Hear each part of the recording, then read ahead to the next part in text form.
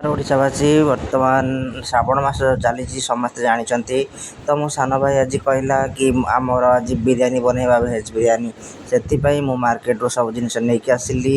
ସବୁ ପନିପରିବା ସବୁ କଟାକଟି ହେଲା। ଆମ ଘରଣୀ କ'ଣ କଲେ, ପନିପରିବା ସବୁ ଛାଣିଲେ, ରେଡ଼ି କଲା ପରେ ମୁଁ ମୋର ବିରିୟାନୀ ବନେଇବା ପ୍ରୋସେସିଂ ଷ୍ଟାର୍ଟ କଲି।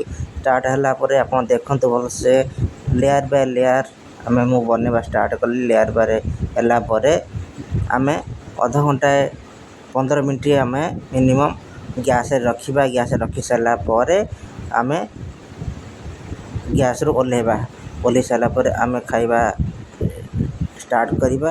ତ ବର୍ତ୍ତମାନ ବିରିୟାନୀ ହେଇଗଲା। ଆମେ ବର୍ତ୍ତମାନ ସବୁ ମିଶିକି ଏକାଠି ହେଇ ଖାଇଲୁ। ଜୟ ଜଗନ୍ନାଥ।